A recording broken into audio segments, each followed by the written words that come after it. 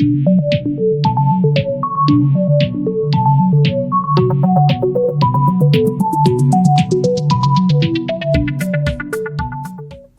everyone. I have a very special guest with me here today, a New York Times bestselling author, Ben Mezrich. Ben, great to have you.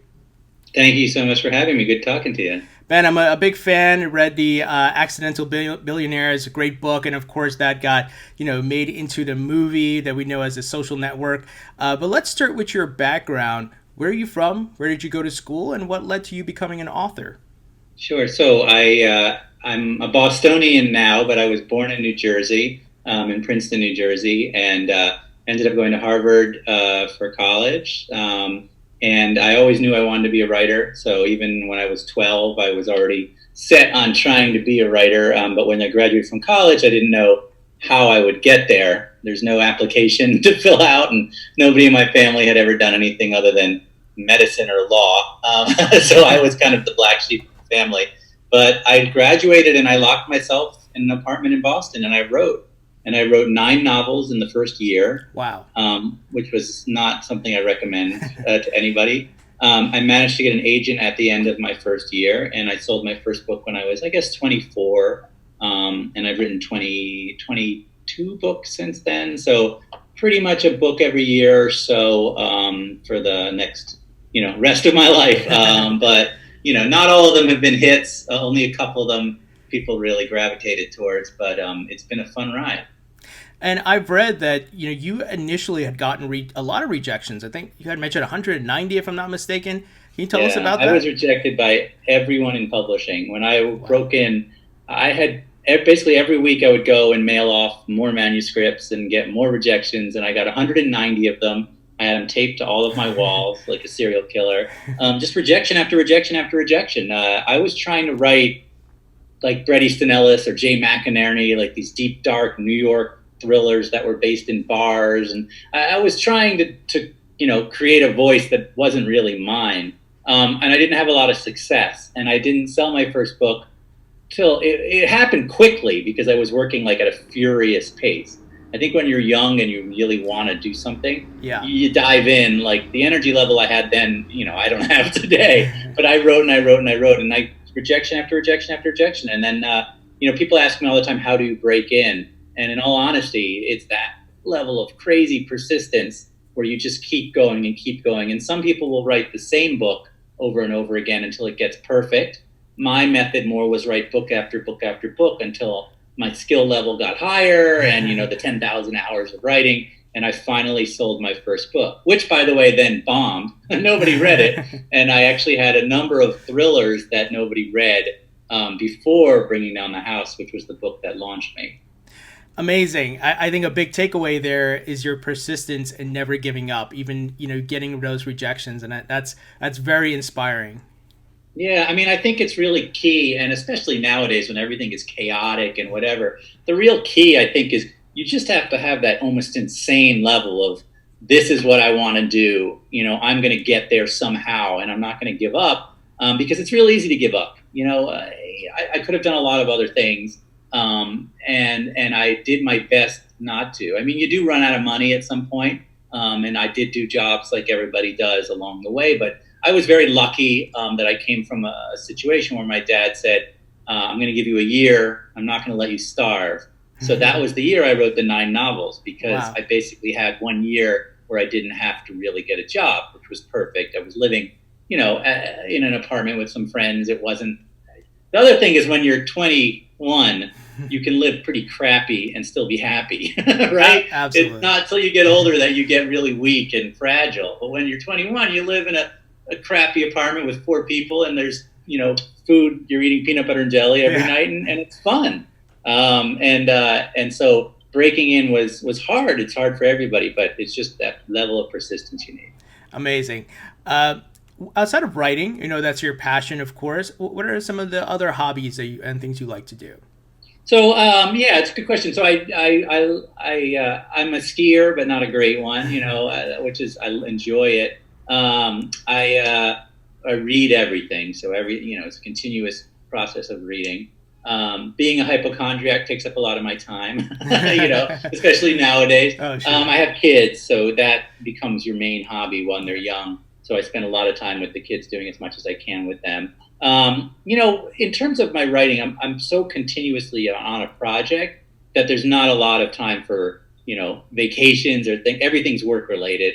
Because I dive into the books, I research them, I spend months with the main characters. So I do a lot of travel, but it's not, pleasure travel. I'm following the Winklevoss Twins around New York, or I'm following, Mark Zuckerberg. I'm chasing Zuckerberg because he won't let me talk to him, or something like that. So usually I am doing half the year is spent chasing people, writing the book, and then half the year is spent promoting the book. So in between, go to Miami or go skiing in Vermont, and that's pretty much it.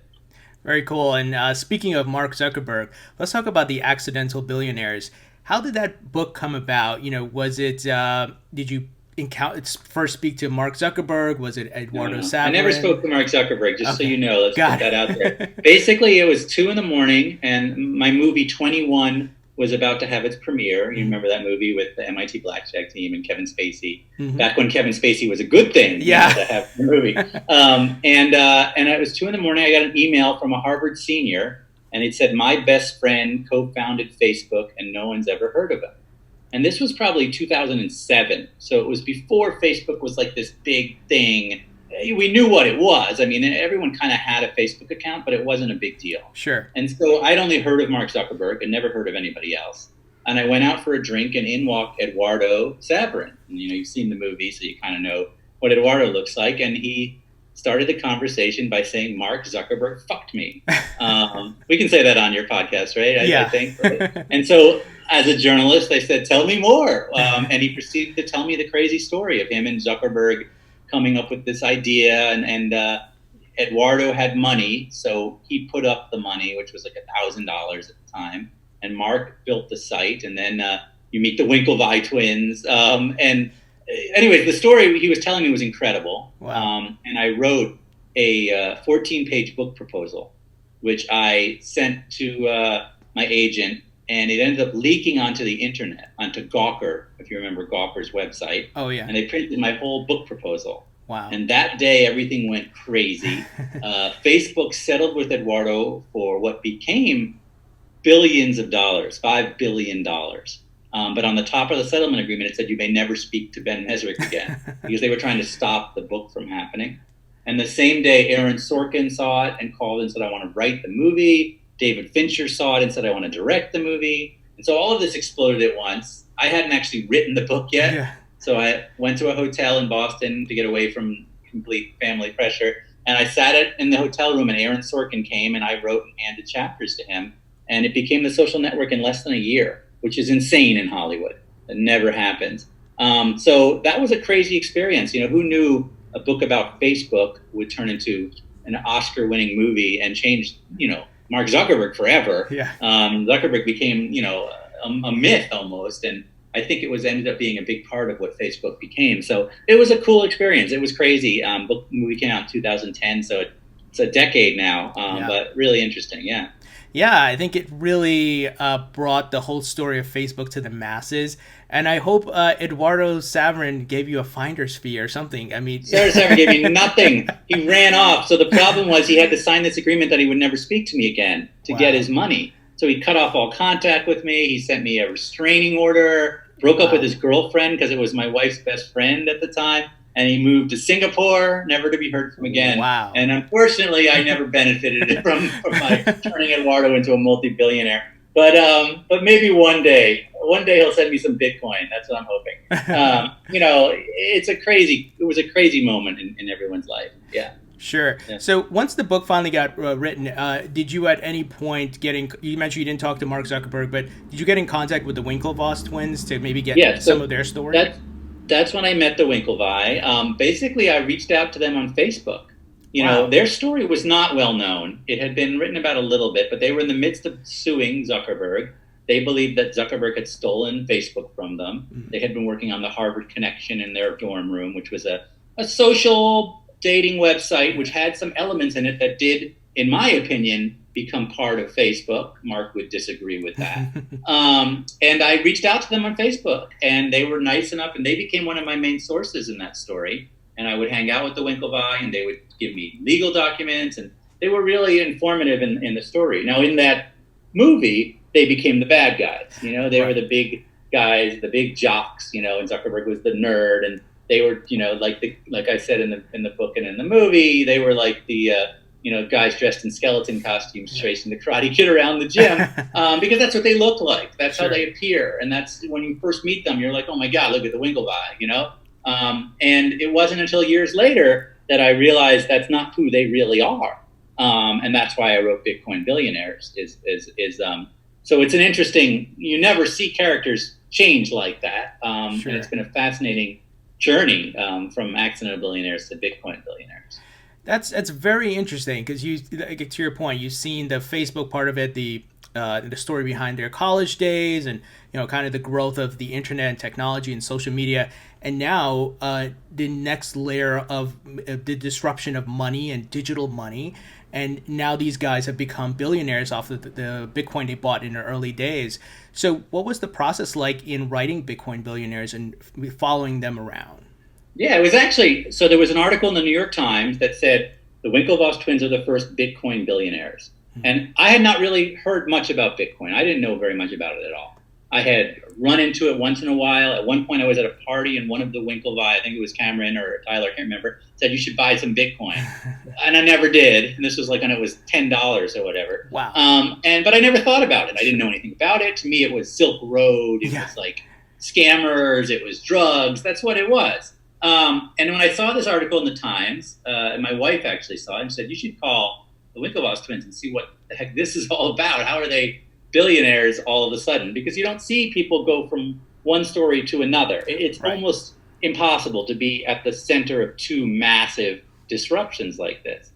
So I called them up and I went into New York, and they were, gracious enough to sit down and tell me about it. And they told me this story about how they stumbled onto Bitcoin on the beach in Ibiza. Someone wandered up to them who was related to Charlie Shrem and his organization, and basically said, have you guys heard of Bitcoin? And they ended up buying in a huge, huge way. And so when they told me this story, I said, this is great. This is an incredible book. And we began to sit down, and they just, I would go meet with them once a week or more, and they would tell me things. And then I found Charlie and ended up hanging out with him. Really fascinating. Roger Ver, who is an interesting character, and talked to as many people I could in that world. And that's where Bitcoin Billionaires came from. Amazing. And the book was released last year, correct? Book came out in hardcover, but it's coming out in paperback. It was supposed to come out right now, but not the best time. So it's coming out August 4th in paperback. Got but it. It came out in hardcover last May, yes. Last May, got it. And everyone, I'll be putting a link in the description. You can go check that out. I'm definitely looking forward to reading that. So I'll be getting my copy.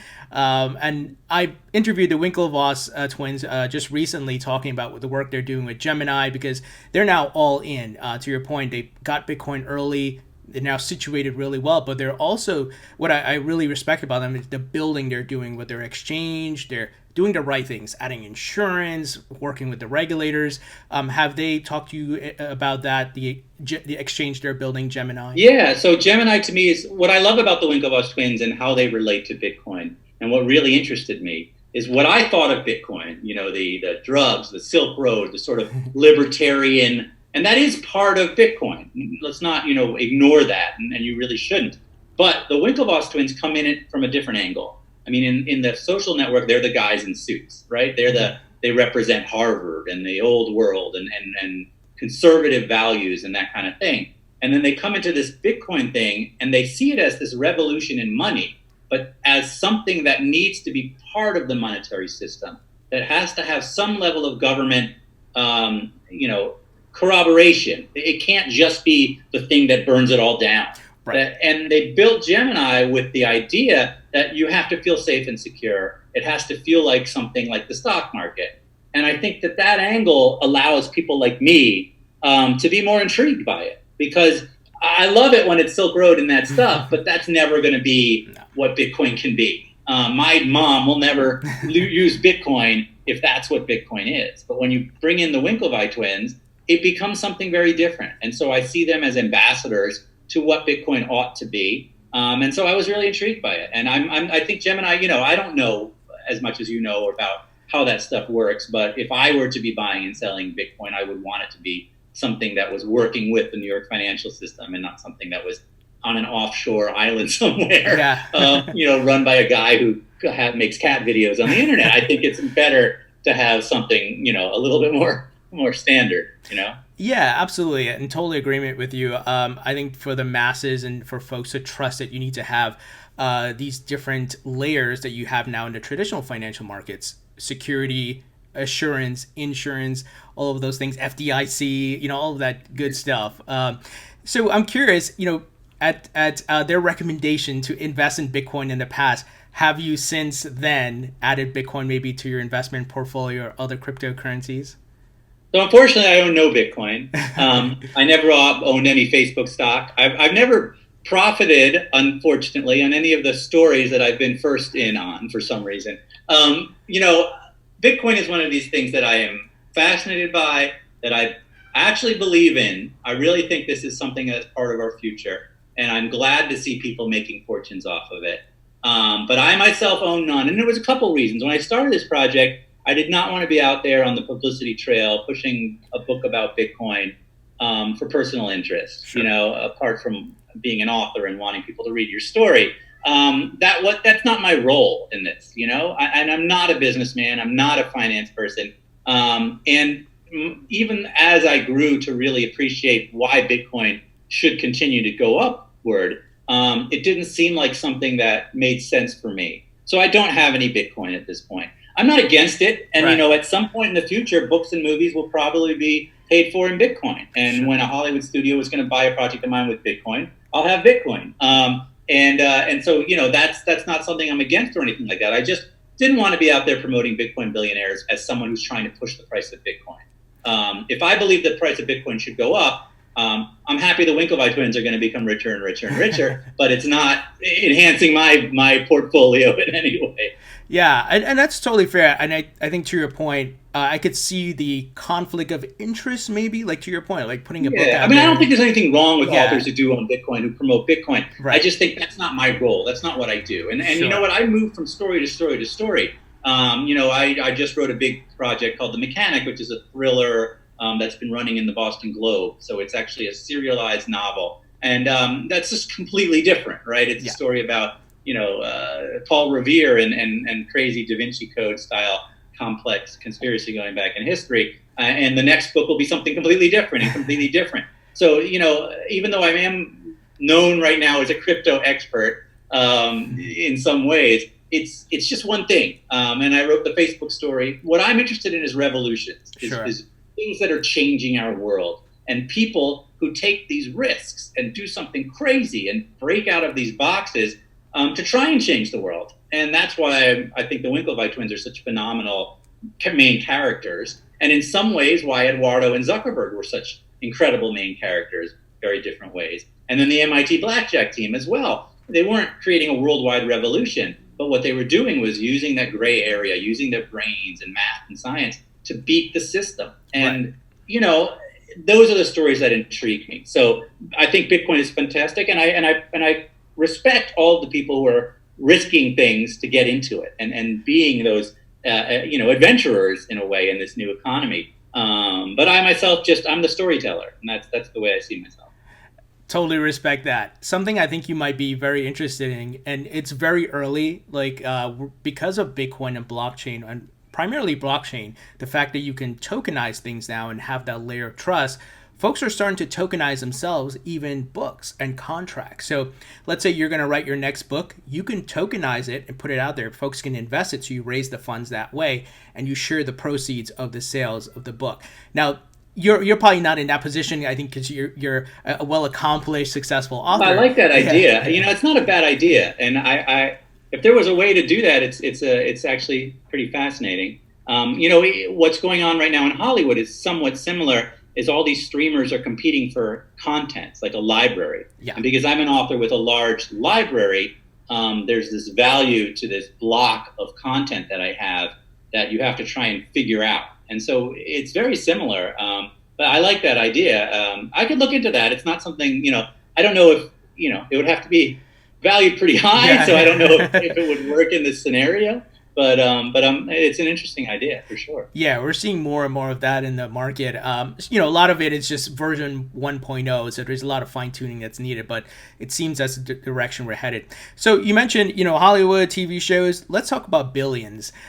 You've been writing for some of the episodes, and maybe you can give a quick snapshot for those who don't know about the Billions TV show on Showtime. What's the premise? What is it about, and how you've been Billions? writing? Yeah, Billions is a show on Showtime. It's in season 5 right now. Created by Brian Koppelman and David Levine, and it's like an incredible show. I was a huge fan of it for years. It's about Axe. This is, very pro-capitalism, somewhat dirty hedge funder worth billions. He's just become worth 10 billion this season, and his firm and the schemes they go into, and he's up against the Attorney General of the United States, Chuck Rhodes, who's changed a lot over this season, so it's hard to pin who he is right now. But I came in as a consulting producer and writer for season 5. So I was in the writer's room all summer last summer, and I wrote one episode which aired last Sunday night called Beg, Bribe, Bully, Bribe, Belly. I forget what those 3 words are in it. I had a lot of crypto. So I came in this season as kind of the crypto guy because Brian met me over Twitter talking about Bitcoin Billionaires. Brian Koppelman wrote the great movie Rounders. Yeah. And when my movie 21 came out, Rounders was the big poker movie. So we got to know each other years ago. And then he reached out to me just last year and said, have you ever been in a writer's room? And I have not. I've never written for TV before. But I was like, all right, I'll give it a shot. And it was literally the next day I went to New York and joined this group of writers. And it was awesome. I had a blast. And, we snuck a bit of Bitcoin in the first 3 episodes so far. Yeah. And I think, you have to take baby steps. I know people would love to see just an episode Bitcoin all the way. But it's hard to make that the centerpiece. But, if people watched the episode on Sunday, they saw sort of how we did it. And it's been a lot of fun. And, I think a character like Axe would be intrigued by Bitcoin and would certainly do some stuff with it. But it'll work its way in, I think, more and more. It's very timely, I think, because we just heard like Paul Tudor Jones said, hey, I'm putting 2% into Bitcoin. And there's a lot of Wall Street hedge funds and so forth getting in. So very timely. And to your point, like you got to crawl, walk, and run. I think you can't bombard the masses with, hey, here's Bitcoin, but layer it in slowly and people get more familiar with it over time. Yeah, and then the Bitcoin Billionaires movie will come out, and that's when we bludgeon people over that. Can I take that as a? I think it'll. We pre this coronavirus thing. We were on the road to making an announcement soon about the movie. I think the movie is going to happen. It's going to be really, really cool. Can't give you any secret details yet, but everything's kind of frozen right now. So as things thaw, I think you'll be seeing something about it. But I think it's going to be a really cool project. I hope it's like the Social Network size movie. We'll see what happens. But I think it's a great, compelling story, and will do really well as a film.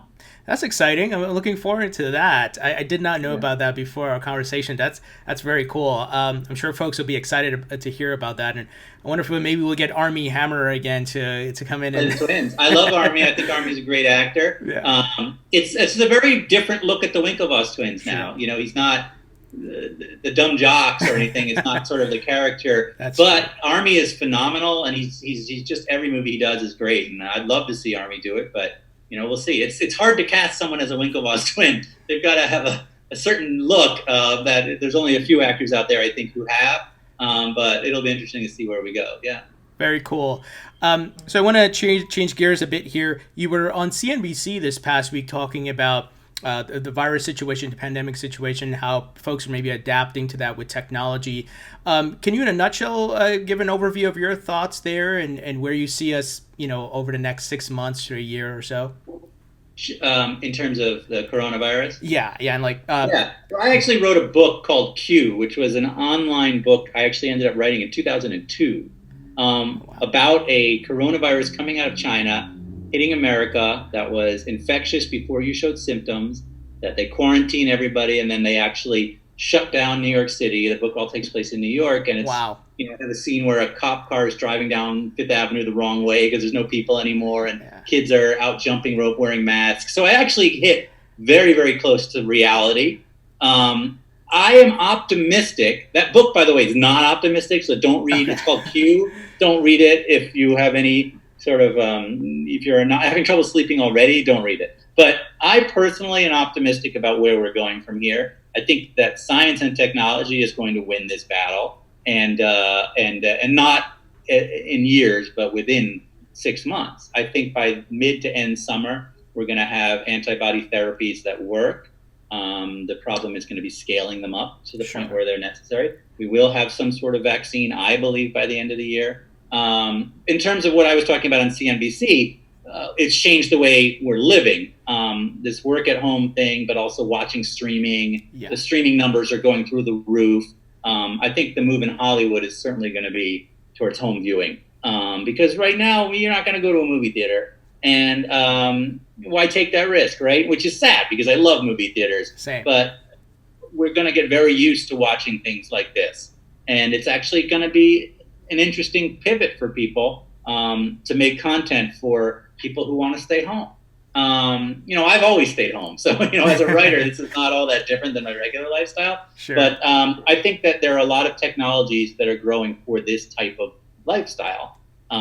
Zoom, for instance, and all these things are only going to get bigger and bigger and bigger. And the majority of people are going to work at home as long as they can, because that's the only way to sort of stay really safe. But I really think this is a 6-month issue. This is not a 6-year issue. Right. I think by this time next year, we're going to be normal. I really don't think this is going to be hanging around. And I'm not a scientist. I've just interviewed a lot of scientists. And there's a lot of negative stuff coming out right now. Yeah. But most scientists, I think, are optimistic that science can beat this. It just, some of them believe it'll take longer than others are. I think we should wear masks. Let's be honest. Yeah. It's, I know it's become a political thing, but how bad is it to wear a mask? And the reality is it probably helps. And it's a little thing you can do. And the countries that do wear masks have much less virus. And, some cultures have been doing that for years and years and years. Right. So it's not that big a deal to me, but I understand why, you want to just go back to normal. You want to just walk right back in and go with the crowd, go to Fenway and sit down at a game. But, why do you want to risk that? And honestly, even if this was the flu, but one that we were all prone to, I still wouldn't go outside. That's me personally. But why go out and get it? I mean, put on a mask. What's the big deal? But that's my opinion. And I agree that other people can have other opinions. So I know it's politicized. I don't think there's any right or wrong answer. But anyways, my opinion is that things are going to get better this summer. And within 6 months, I think things are going to get really better. So first off, are you sure you're not someone who could see into the future? Because your book, to your point. Yeah, if you read Q, you're going to get creeped out. Because wow. I even got that they were testing the sewer systems for the virus. And that's how they could see what area had more virus than other. I mean, this is all, and I built that book in 2002 interviewing 25 virologists about what their worst fear was. And they all said a coronavirus coming out of China. Wow. That was catching before you showed symptoms, because it's very hard to control. Yeah. Because you go from quarantining sick people to having to quarantine people you think might be sick even though they have no symptoms. Right. And that becomes very difficult. The thing I got wrong was I thought that they would be out trying to find those people rather than just quarantining everybody. So, I thought there would be an investigative part to this where you would be going out trying to figure out who was sick and who around them might be sick, quarantine that group rather than quarantine the whole city, which is what we ended up doing. And I think was not the best way to handle it, because you just put all the sick people together with the healthy people. And thus you have explosions of disease. If you had gone through and taken every sick person and everyone they were around and told them to all stay home and everyone else could go out and stay away from them, it probably would have been a better situation. But it was unmanageable, so here we are. But anyways, I'm getting off topic. I think you should read Q if you want to mess with your head. Otherwise, stay away from it. Got it. Yeah, I'm in agreement with you. I think it looks like the numbers are looking better. And to your point, people are naturally overcoming it, so we're getting the antibodies. There's still some who are unfortunately getting very sick from it. But yeah, we are trending in the right direction. I think eventually, given with the heat and the time and get a vaccine going, things will get a little better. Yeah, it's going to be much better in 2 months even. And it's just, getting through the fall. And then, if you're over the age of 60 or you have any health issues, it's going to be not worth the risk. And that's where it's going to get tricky. But yeah.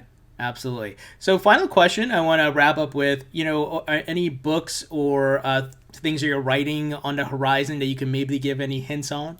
Yeah, so I've been doing this really cool project, as I mentioned, with the Boston Globe, which is called The Mechanic.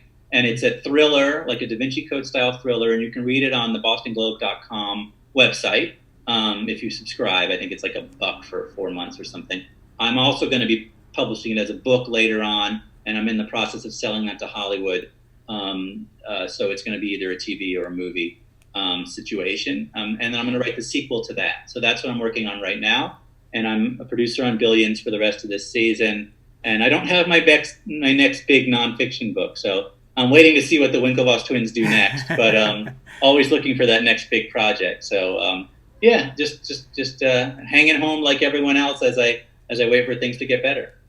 Ben, I would love to have a beer with you one day. You're a very cool guy. I love the work you're doing. And to your point, looking forward to seeing what the Winklevoss do next in the Bitcoin Billionaires movie. Thank you so much for joining us today. I appreciate it. It was really fun, and best of luck to you. Thank you.